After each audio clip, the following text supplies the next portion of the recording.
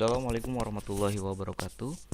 Jumpa kembali di Matematika Diskrit. Kali ini kita akan bahas tentang algoritma dan kompleksitasnya. Ini adalah materi terakhir dari pembahasan mata kuliah Matematika Diskrit. Definisi dari algoritma adalah urutan logis langkah-langkah penyelesaian sistematis. Algoritma harus benar dan efektif.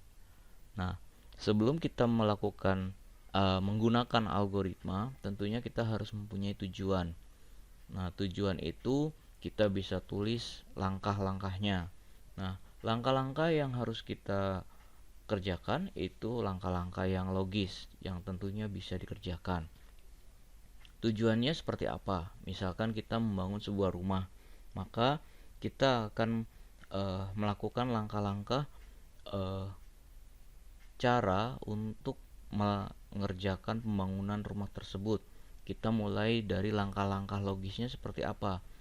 Jadi dari pembangunan rumah itu tentunya kita harus bangun dulu,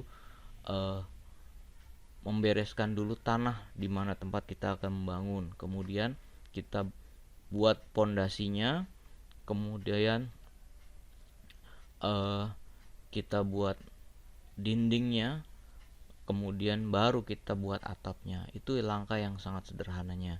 Jadi tidak mungkin kita memikirkan atapnya tanpa memikirkan pondasinya terlebih dahulu. Bahkan tidak pernah memikirkan tanahnya di mana. Nah, itu juga bukan hal yang logis. Sehingga algoritma itu titik yang harus diperhatikan adalah urutan logisnya, ya. Jadi ada urutan logis langkah-langkah untuk menyelesaikan penyelesaian secara sistematis. Algoritma harus benar dan efektif.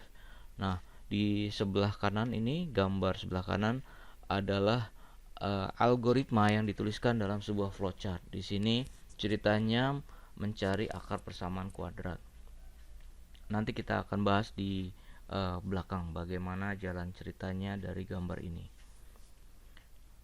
Oke. Efektivitas algoritma. Algoritma yang baik adalah algoritma yang efektif. Keefektifan algoritma diukur dari waktu running dan space atau ukuran file. Nah, maksud dari pernyataan ini adalah bahwa yang dinamakan algoritma itu ada satuan keefektifannya. Itu diukur dengan satuan waktu. Jadi kita menyelesaikan sebuah permasalahan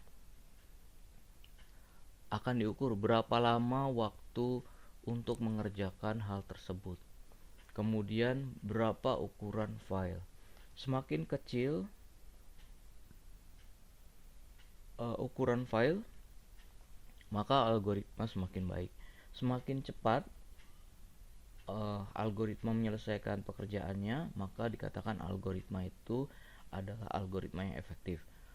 Nah, semakin kecil waktu dan space, maka dapat dikatakan algoritma tersebut efektif.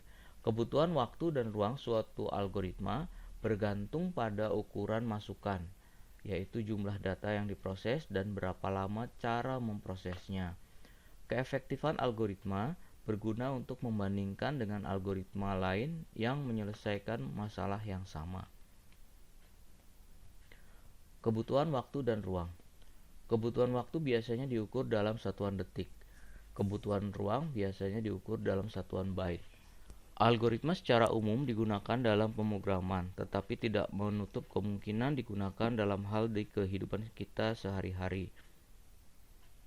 Nah, ini algoritma yang digunakan kita sehari-hari yang bisa dilakukan. Misalkan algoritma masak mie rebus. Di sini yang pertama adalah siapkan mie rebusnya, kemudian masukkan air secukupnya ke dalam panci, kemudian panaskan air hingga benar-benar mendidih, masukkan mie instan, segera nyalakan timernya. Jadi misalkan hanya 1,45 menit. Kemudian setelah 1,45 detik ini ya, langsung dipindahkan ke mangkuk. Apabila masakan mie rebus, maka untuk kuahnya pakai air rebusan lama, tidak perlu ganti dengan yang baru. Nah, itu misalnya. Nah, atau ada cara yang lain, tapi ini langkah-langkahnya logis gitu ya. Nah, sebagai gambaran lainnya, misalkan algoritma kita akan menuju ke kampus, dari rumah ke kampus. Nah, apa yang harus kita lakukan? Misalkan menggunakan transportasinya, jika menggunakan ojek online, maka di sana ada prosesnya. Misalkan memesan dulu, kemudian menunggu, kemudian datang, kemudian berangkat. Nah, apabila menggunakan motor sendiri, maka apa yang harus dilakukan? Apabila menggunakan angkot, apa yang harus dilakukan? Nah, itu yang dinamakan algoritma. Semakin cepat waktu untuk datang ke kampus tersebut, maka dikatakan algoritma itu lebih efektif. Tapi ada juga kalau misalkan berangkat ke kampus berarti ada satuan yang lain, misalkan biaya. Jadi kalau misalkan di pemrograman itu adalah waktu dan space, tapi kalau misalkan algoritma berangkat ke kampus itu satuannya waktu dan biaya. Waktunya yang tercepat dan biayanya yang termurah. Dan ada satu lagi yang secara logisnya adalah keselamatan dan keamanan. Nah, penulisan algoritma ini ada 3 macam. Yang pertama adalah bahasa manusia. Yang tadi kita bahas itu adalah bahasa manusia. Kemudian yang kedua ada flowchart. Flowchart yang tadi sudah digambarkan ya, ada gambar-gambar kotak, kemudian ada segi 4, itu namanya flowchart. Kemudian ada lagi pseudokode. Pseudokode ini penulisan algoritma mirip dengan pemrogramannya. Misalkan kita menggunakan pemrograman PHP, maka pada saat penulisannya itu menggunakan mirip dengan sintaknya PHP. Jika ada kondisi dengan menggunakan bahasa manusia, kita tuliskan jika. Kemudian jika menggunakan flowchart, kita gunakan gambar segi 4 ketupat ya. Tapi jika menggunakan pseudokode, maka disesuaikan dengan sintak dari pemrogramannya, misalkan menggunakan if. Selanjutnya dalam pemrograman, kita udah beranjak ke pemrogramannya ya. Struktur dasar dari program itu ada 3. Jadi struktur dasar dari program sebagai fondasi dari pemrograman itu hanya 3. Yang pertama adalah runtunan, yang kedua adalah kondisi, yang ketiga adalah looping. Jadi yang dimaksud runtunan itu adalah program secara beruntun itu dijalankan baris per baris tanpa ada kondisi tertentu atau tanpa ada perulangan. Misalkan kita akan menghitung segi 4, maka di sana inputannya adalah panjang segi 4 ya. Luas segi 4. Maka inputannya adalah panjang, lebar. Oke, setelah inputkan ada panjang dan lebar, kemudian kita hitung dengan rumusnya. Luas sama dengan panjang kali lebar. Kemudian tampilkan hasilnya luasnya. Nah, itu runtunan. Jadi program tersebut beruntun tanpa ada jika ini, jika itu, tidak ada. Itu yang namanya runtunan. Nah, sekarang kondisi. Kalau kondisi itu sebuah perintah dilakukan dengan kondisi tertentu. Contoh, kita akan menampilkan bilangan ganjil. Nah, ciri dari bilangan ganjil adalah jika modulonya atau sisa baginya itu sama dengan 1. Jika modulo 2, maka sisa baginya 1. Maka di sana misalkan kita akan menampilkan bilangan 1 sampai 1000 bilangan ganjil. Di sana berarti ada jika bilangan itu sisa 1, maka kita tampilkan. Nah, itu kondisi. Nah, looping. Nah, kalau looping ini untuk menghemat pekerjaan yang berulang-ulang. Contohnya yang tadi, seperti tadi, menampilkan bilangan ganjil dari 1 sampai 1000. Nah, kalau misalkan kita dituliskan satu persatu, maka kita akan tulis 1, 3, dan seterusnya. Kalau misalkan menggunakan looping, kita cukup menggunakan for i sama dengan 1, kemudian i kurang dari 1000, kemudian i plus plus jika i nya modulo 2 sama dengan 1, maka tampilkan. Nah, itu looping. Nah, ini sangat berguna. Ketiganya itu digunakan di dalam sebuah pemrograman. Baik. Nah, ini contoh dari runtunan. Perintah dilakukan tiap baris tanpa kondisi atau looping. Contohnya menampilkan tampilan hello world. Nah, ini ya. Jadi yang pertama adalah mulai, kemudian misalkan ini ada sebuah variabel a itu sama dengan hello world. Kemudian cetak a, selesai. Nah, itu seperti itu runtunan. Kemudian kondisi, menggunakan persyaratan untuk melakukan perintah. Contoh, tampilkan keterangan bilangan ganjil atau genap. Nah, ini contohnya. Mulai, kemudian inputkan bilangan k. K ini adalah variabelnya, nanti yang kita inputkan. Jika bilangan mod 2 sama dengan 0, maka tampilkan keterangan bilangan bukan bilangan bulat ya, tapi bilangan genap. Ini sekalian diberesin, bilangan genap.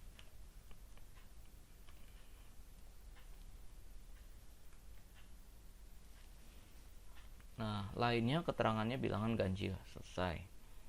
Kemudian looping, menampilkan data secara berulang sesuai dengan perintah. Misalkan menampilkan bilangan 1 sampai 1000. Nah, ini contohnya. Ini algoritma dengan penulisan bahasa manusia ya. Nah, di sini ada mulai dari 1 sampai 1000, tampilkan i-nya tadi. I-nya sama dengan 1 sampai 1000, tampilkan i, selesai. Nah, itu adalah looping. Gabungannya pun ada ya. Tadi kita udah contohkan menampilkan bilangan ganjil atau genap. Nah, ini contohnya adalah tampilkan bilangan genap dari 1 sampai n. Ini dimulai, masukkan n, ini bagian dari runtunan. Kemudian for i sama dengan 1 to n. Ini bagian jika i mod 2 sama dengan 0, maka cetak i. Ini adalah bagian dari kondisi, ini bagian dari looping. Nah, ini gabungan dari runtunan, kondisi, dan looping. Kemudian ini ada contoh penulisan dari sebuah algoritma menggunakan flowchart. Jadi bisa dituliskan seperti ini. Start itu biasanya digambarkan seperti ini. Kemudian kotak itu dilambangkan untuk identifikasi atau mendefinisikan sebuah variabel atau rumus ya. Ini rumus. Kemudian segi 4 seperti ini dilambangkan untuk sebuah kondisi. Hasil dari kondisi itu hanya 2. Kalau nggak yes, no. Jadi nggak boleh kondisi itu hasilnya 3 ya. Yang tiganya satunya apa? Ragu-ragu, nggak ada. Jadi hanya yes dan no. Nah, ini contohnya ya. Kita mau menghitung akar persamaan kuadrat. Kita definisikan dulu a, b, c, dan fungsinya seperti apa. Kemudian sebenarnya fungsi ini nggak terlalu berpengaruh ya, karena ini pasti persamaan kuadrat. Kemudian hitunglah d-nya. D sama dengan b kuadrat min 4ac. Kemudian kita kondisikan jika d-nya lebih besar dari 0. Jika iya, maka hitung ini ya. Nah, jika tidak, karena di sini tidak ada sama dengannya, maka kemungkinannya ada 2, sama dengan D sama dengan 0 atau D kurang dari 0. Nah, kita tuliskan dulu yang pertama, D sama dengan 0. Kalau iya, maka dia akarnya kembar. Tapi jika tidak, maka akarnya imajiner. Kemudian cetak I. Nah, nanti ini yang dibuat pemrogramannya menggunakan PHP ya. Nah, yang selanjutnya adalah kompleksitas algoritma. Operasi dalam algoritma terdiri dari penjumlahan, pengurangan, perkalian, pemanggilan fungsi, pembagian dan lainnya. Nah, di sini kebutuhan waktu algoritma terhadap masukannya. Di sini ada grafiknya ya. Misalkan ada sebuah masukan yang algoritmanya itu waktu komputasinya adalah 10 min 6 kali n pangkat 3 atau 10 pangkat min 4. Nah, ini adalah waktu-waktu yang dibutuhkan dalam perhitungannya. Di komputer yang saat ini yang menggunakan memori yang besar itu mungkin tidak terasa, tapi pada saat program itu dijalankan secara paralel atau misalkan menggunakan multi user, maka baru akan terasa. Contoh, kita mau membuat program ujian online. Pada saat yang ujiannya satu orang itu tidak masalah, seberat apapun itu tidak masalah. 2 orang mungkin masih tidak masalah. Pada saat dilakukan oleh satu kelas, maka permasalahannya akan timbul. Jadi dimulai dari lambatnya server merespon, kemudian beratnya komputer memproses dari perintah-perintah yang dilakukan oleh usernya. Nah, kompleksitas waktu dan ruang ini ukuran besar masukan data untuk satu algoritma dilambangkan dalam n. Jadi inputannya adalah n. Kemudian kompleksitas waktu itu dilambangkan dengan t, fungsinya jadi tn adalah jumlah waktu yang diperlukan dalam melakukan operasi dari ukuran data n. Kompleksitas ruang itu fungsi s ya, size adalah jumlah ruang yang dibutuhkan dalam melakukan operasi dari ukuran data n. Nah, ini contoh kompleksitas waktu ya. Operasi pengisian nilai. Nah, di sini jumlah awal itu adalah 0, kemudian K sama dengan 1. Nah, ini satu kali itu maksudnya adalah jumlah sama dengan 0. Ini dilakukan satu kali. Kemudian pendefinisian K sama dengan 1. Ini satu kali. Nah, ini ada sebuah looping. Nah, karena sebuah looping maka ditulisnya n kali. Kemudian di sini ada perintah. Di dalam looping itu ada memasukkan data dari yang jumlah tadi menjadi sebuah satu jumlah, di increment satu kali, maka di sini jumlahnya adalah n kali. Kemudian setelah looping ini selesai, kemudian kita mau lihat menghitung rata-rata. R sama dengan jumlahnya dibagi jumlah datanya, maka di sini satu kali. Jumlah seluruh operasi pengisian nilai itu adalah waktunya 1 tambah 1 tambah n tambah n tambah 1, maka sama dengan 3 plus 2n. Nah, kemudian ada contoh lagi operasi penjumlahan. Jumlah plus K di sini adalah indeksnya.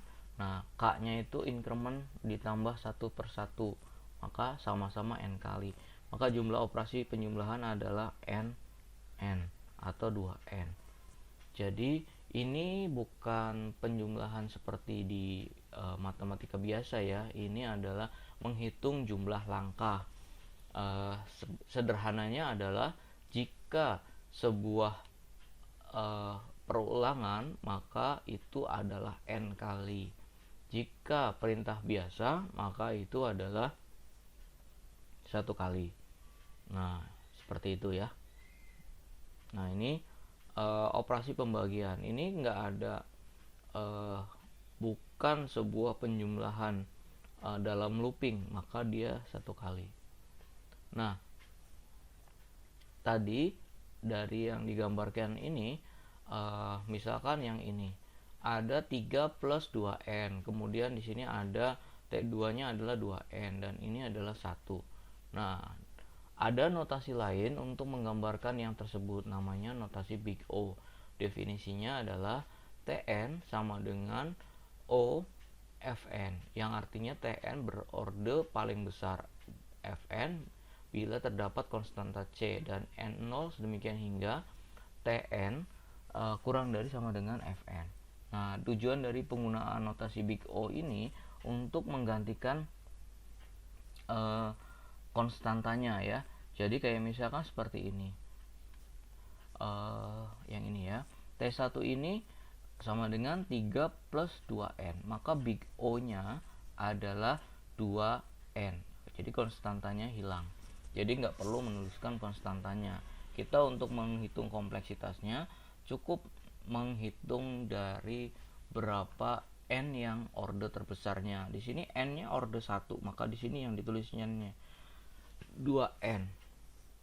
Nah, bahkan O nya itu kalau misalkan banyak, itu hanya ditulis yang orde tertingginya saja.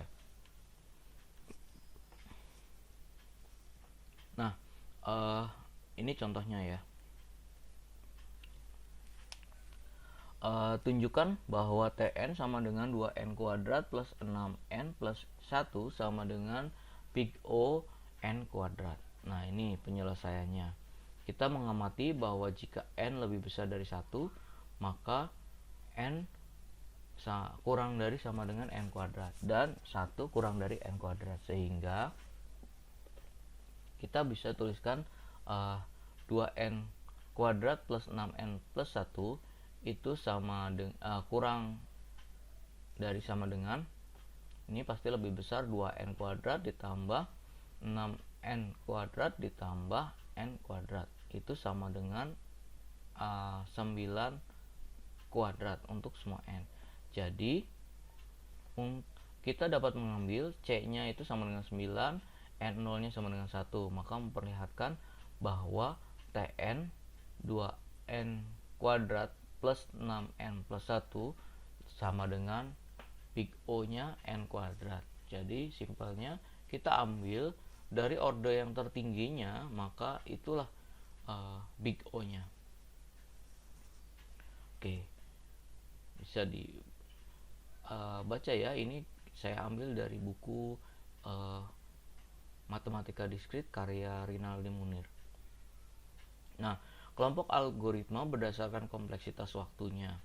Nah, big O1 itu konstan. Kalau misalkan log n artinya logaritmik, kalau n artinya kontinu ya.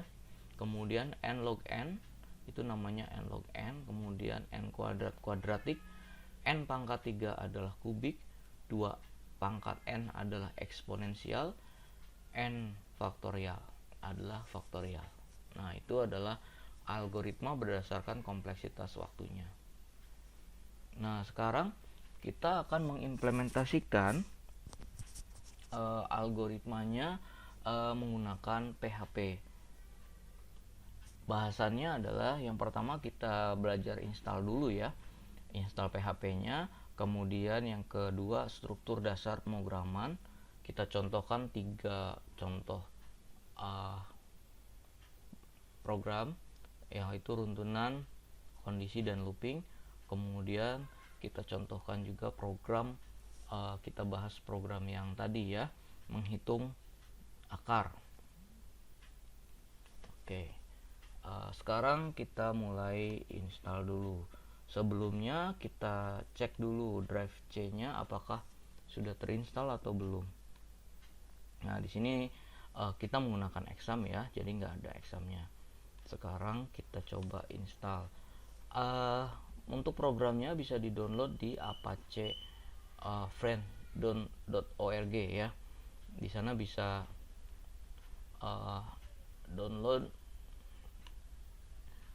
PHP-nya. Yang akan saya install ini adalah PHP versi 8.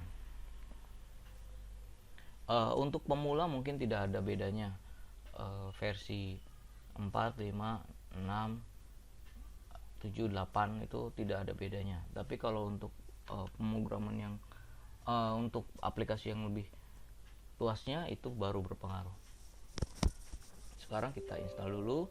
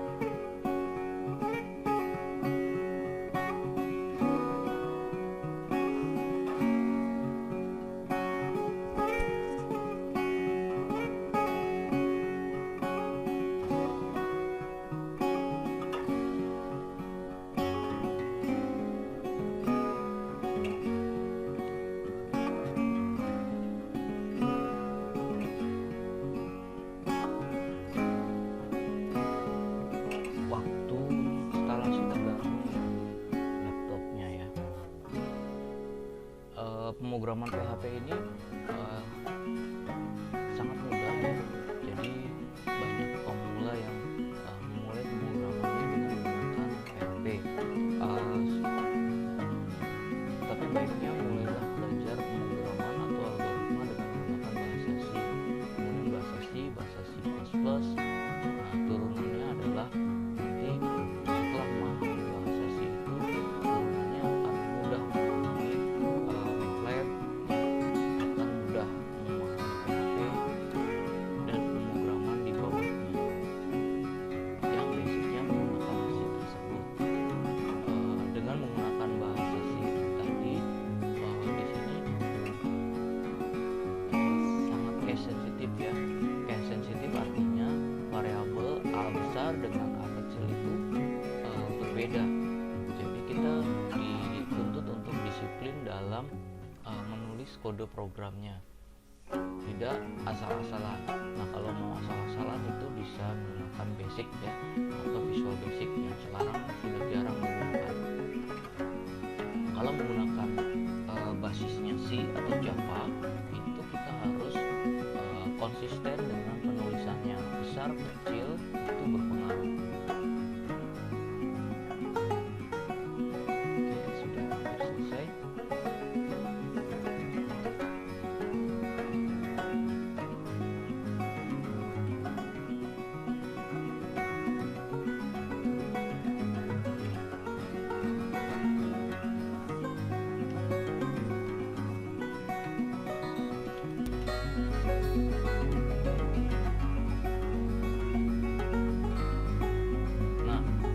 Selain PHP, yang dibutuhkan dalam pemrograman adalah editor. Editor yang termudah kita gunakan Notepad++ ya. Jadi bukan Notepad yang biasa. Notepad++ ini ada garisnya, kemudian ada temnya. Kalau misalkan yang lebih bagus lagi, misalkan kita gunakan Visual Studio Code, tapi lumayan berat, jadi cukup menggunakan Notepad saja, Notepad Plus saja. Kemudian ada juga untuk kemudahan dalam desain itu bisa menggunakan template ya. Jadi nanti bisa mempelajari JavaScript ya, Bootstrap. Nah, di sana ada template yang bisa kita gunakan langsung sehingga tampilannya bisa lebih bagus. Nah, untuk memahami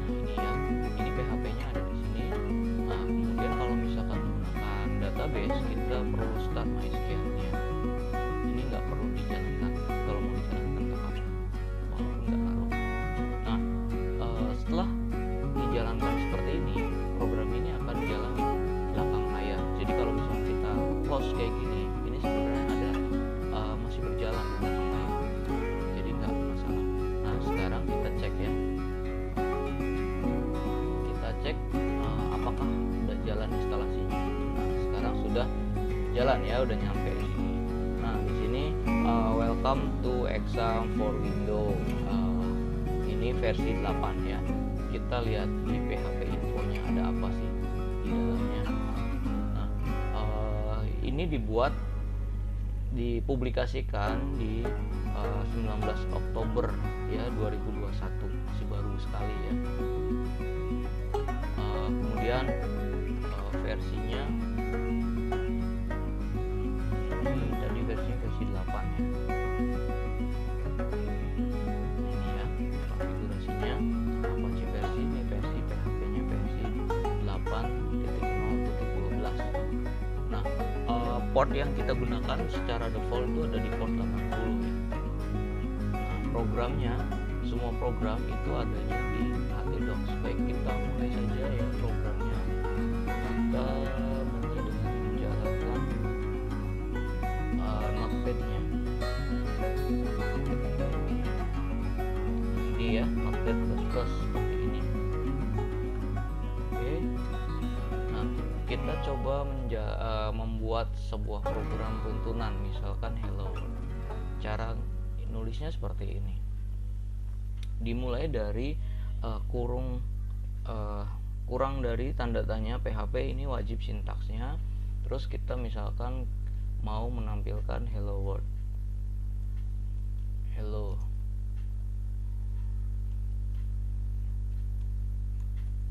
Nah kemudian kita mau menyimpannya, misalkan namanya 1, kita simpan, wajib ya. Sekali lagi, menyimpannya wajib di sini. Exam, kemudian htdoc. Nah, kita misalkan kita buat folder dulu supaya nggak nyebar kemana-mana. Namanya misalkan dasar PHP.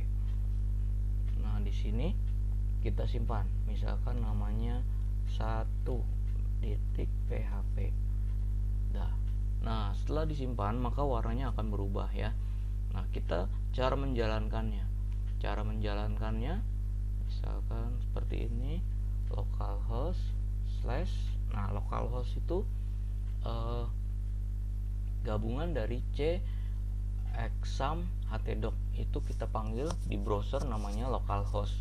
Nah, localhost tadi nama foldernya adalah dasar php slash nama filenya 1.php. Nah, akan tampil seperti itu. Salah nulisnya ya. Nah, kita juga bisa nulis tulisan yang ditampilkan ini dengan menggunakan variabel. Misalkan ada variabel $a. Nah, setiap variabel itu ditulis dengan dolar ya. Misalkan kita mau menampilkan variabel a ini namanya php. Setiap penulisan kita harus tulis titik koma. Nah, kita misalkan mau menampilkan tulisan hello world $a. Kira-kira hasilnya apa ya? Coba kita lihat. Kita refresh ini hello world php. Nah, seperti itu ya. Nah, ini adalah salah satu contoh runtunan. Nah, sekarang kita buat contoh yang lain. Kita klik new dulu. Misalkan kita mau buat contoh yang lain, misalkan menghitung persegi panjang. Nah, menghitung persegi panjang kita definisikan satu-satu. Misalkan panjang sama dengan 7, kemudian lebar sama dengan 3. Maka ini rumusnya dolar luas sama dengan dolar panjang kali dolar lebar. Nah, kemudian kita tampilkan echo luasnya adalah misalkan dolar luas. Nah, ini ya, kita misalkan contohnya luas persegi panjang titik PHP. Dalam penulisannya tidak boleh menggunakan spasi ya, kalau bisa huruf kecil semua. Oke, kalau benar maka akan tampil ya. Ini namanya luas persegi panjang. Oke, kita ganti aja di sini. Tadi namanya luas persegi panjang titik PHP. Nah, itu ya, udah jadi. Nah, itu adalah contoh runtunan. Sekarang kita mau menghitung, mencoba kondisi ya. Kita buat baru, kita mau praktek kondisi. Nah, tulisan yang ditulis slash kayak gini ini hanya untuk membantu saja, tidak dibaca oleh program ya. Baiknya setiap kita membuat program kita harus menulis apa sih itu supaya mudah dibaca di kemudian hari. Nah, sekarang kita mau mencontohkan kondisi. Misalkan ada sebuah bilangan K sama dengan 5. Nah, sekarang kita mau cek dengan kondisi, melihat si K itu adalah bilangan ganjil atau genap. If $K mod ya, mod itu pakai persen, mod 2 sama dengan 0, maksudnya kita mau mengkondisikan ke bilangan genap ya.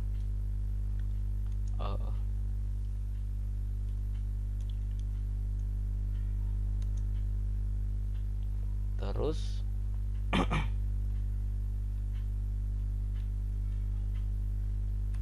ini kita dikurung ya, maka itu pakainya kurung kurawal. Maka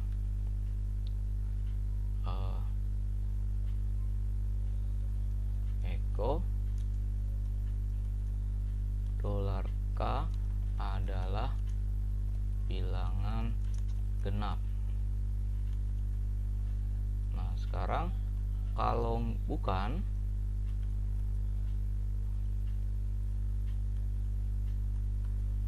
$K adalah bilangan ganjil.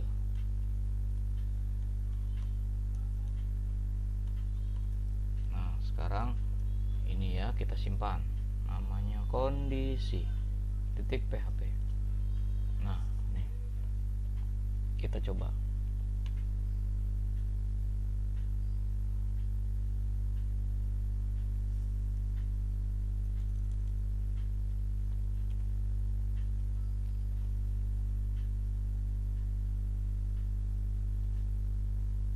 Error. Nah, kita lihat ya, ada parse error.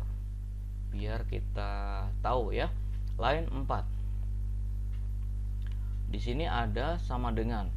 Pada saat penggunaan kondisi itu sama dengannya harus 2, bukan 1 ya. Ini. Nah, seperti ini. 5 adalah ganjil. Nah, sekarang kalau misalkan kita rubah ya, ininya jadi 50. Kemudian kita refresh di sini, 50 adalah genap. Nah, seperti itu menggunakan kondisi ya. Kemudian kita juga bisa menggunakan perintah-perintah HTML di sini. Seperti misalkan kita mau buat bold ya, maka di sini kita tambahkan bold. Nanti seperti ini hasilnya. Nah, seperti ini ya. Nah, selanjutnya kita akan buat program seperti yang tadi yang ada di gambar sini kita mau buat program ini ya, kita baca ulang dulu. Definisikan ABC ya, sebenarnya nggak ada fx ya, itu ya ABC saja. Kemudian hitung D. Nah, kita mau mencari akar persamaan kuadrat yang akan mencetak x-nya itu apa ya. Sekarang kita mau buat programnya seperti apa dengan menggunakan PHP, dengan membaca flowchart tadi. Jadi kita belajar membaca flowchart ya. Oke, jangan lupa awali dengan ini. Kemudian kita tulis dulu kita mau apa, mencari akar persamaan kuadrat. Oke, nah sekarang tadi dari sini ada tulisannya definisikan ABC. Nah, sekarang kita definisikan dulu ABC. Misal fungsinya adalah Y sama dengan 3x kuadrat mana kuadratnya, 3x kuadrat ditambah 5x ditambah 2. Nah, misalkan fungsinya seperti ini, maka kita tahu bahwa A nya sama dengan berapa? Ini A nya sama dengan 3, B nya sama dengan 5,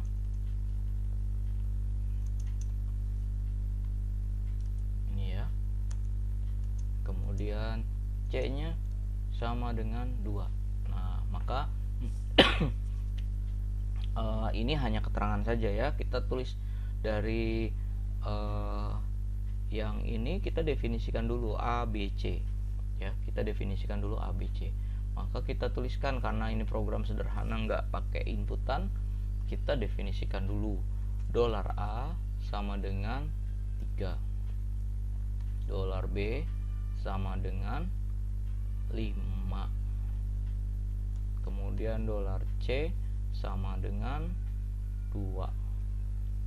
Nah, kemudian setelah kita mendefinisikan di sini, kalau kita baca dari flowchartnya, kita hitung diskriminannya. $D, D nya besar, sama dengan B kuadrat, $B kuadrat, kita kali $B aja, gini, min 4 dikali mana kalinya, dikali 4 kali $A dikali $C. Ini ya, kita nulisnya bener nggak, biar gampang dikasih kurung supaya kelihatan. Ini ya, B kuadrat min 4AC.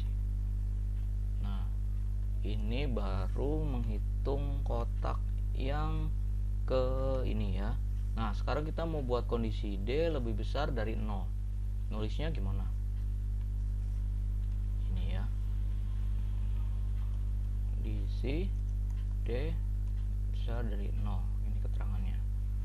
Nah, if $D besar lebih besar dari 0, maka apa kalau lebih besar dari 0 tuh?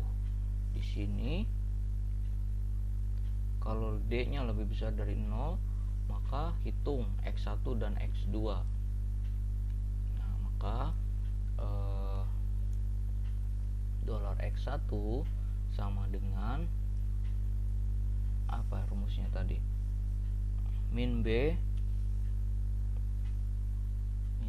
ya, plus min B plus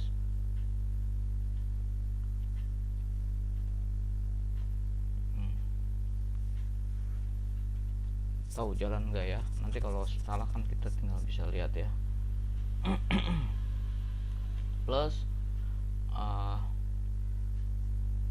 ini dalam kurung. Ini enaknya min 1 kali ya, biar ini min ya.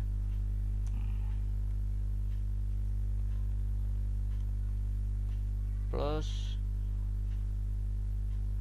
akar D per 2A. Akar D.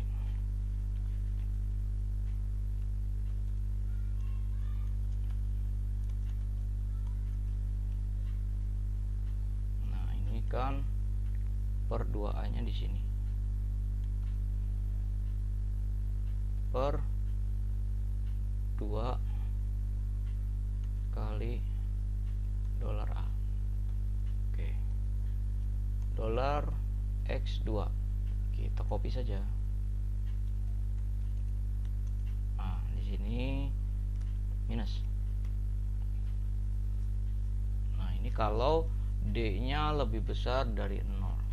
Else if dolar D sama dengan 0. Kalau sama dengan 0 ngapain? Balik.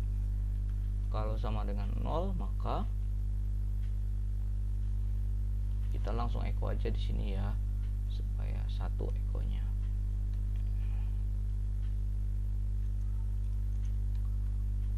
X2.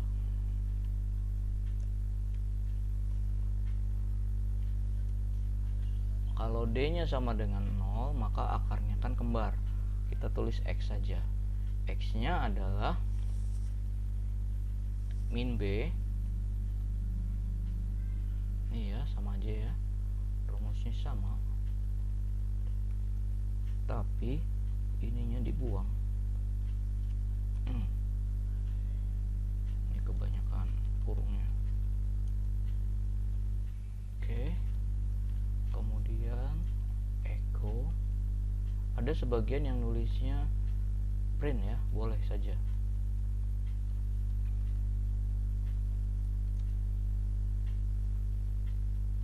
Ini. Kemudian else itu ini kan baru satu kondisi lebih besar dari 0, kemudian ini sama dengan 0. Nah, yang lainnya itu apa? Yang lainnya itu D-nya lebih besar dari 0. Kalau D-nya lebih besar dari 0, maka akarnya itu D-nya kurang dari 0, maka akarnya itu adalah X adalah imajiner. Nanti di pelajaran bilangan kompleks akan lebih paham apa itu yang namanya akar imajiner. Nah, sekarang sudah selesai. Kita hitung dulu kurungnya. Ini kurung buka, tutup, buka, tutup, buka, tutup. Nah, sekarang kita simpan dulu. Akar kuadrat. Nanti kalau misalkan pelajaran numerik, kita bisa gunakan ini untuk mencari akar, tapi bukan persamaan kuadrat, tapi yang lebih canggih ya, polinomial atau eksponensial. Akar kuadrat, kita cek hasilnya bener nggak.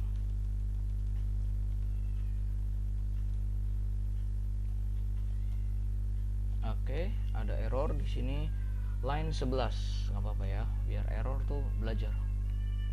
Nah, di sini line 11.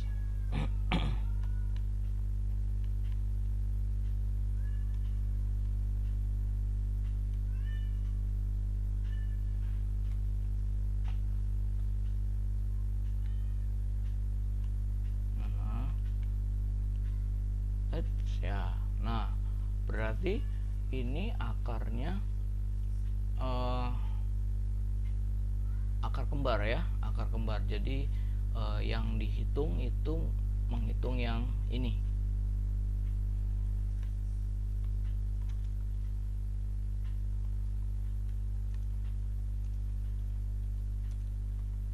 Mempunyai akar kembar. Bukan kembar kalau kayak gini. Mempunyai dua akar.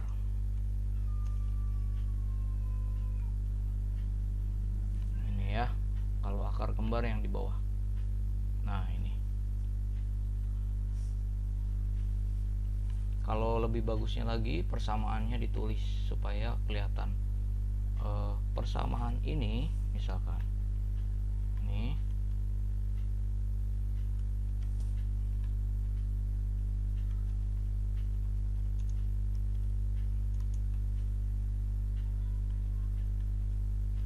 ya, persamaan ini mempunyai,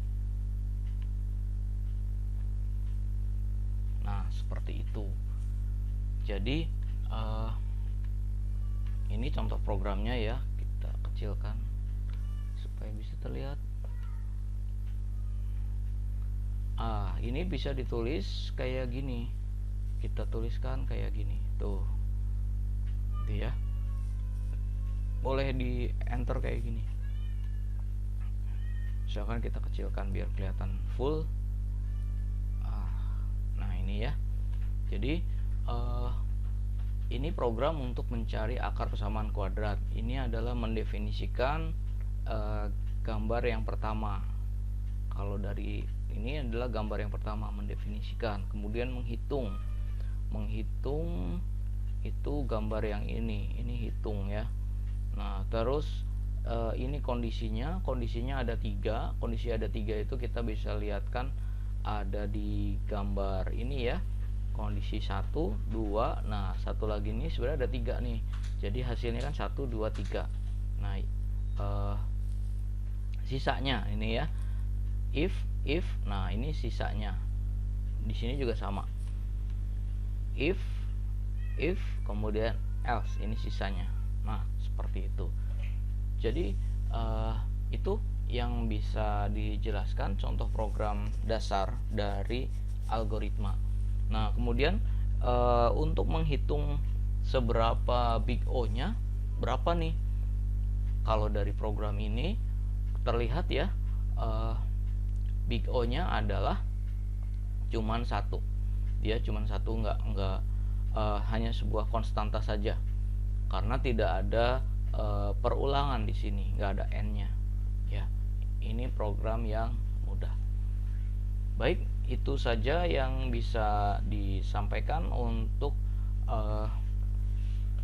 materi terakhir dari matematika diskrit. Nanti tugasnya bisa dikirimkan di LMS ya. Di sana ada 2 soal, dikerjakan sesuai dengan waktunya. Jika tidak bisa mengerjakan di sesuai waktunya, maka dianggap tidak mengerjakan karena nggak bisa upload lagi. Itu tujuannya untuk menguji sistemnya apakah bisa dilakukan untuk mengirim tugas apa enggak ya. Baik, itu saja yang bisa disampaikan. Terima kasih. Assalamualaikum warahmatullahi wabarakatuh.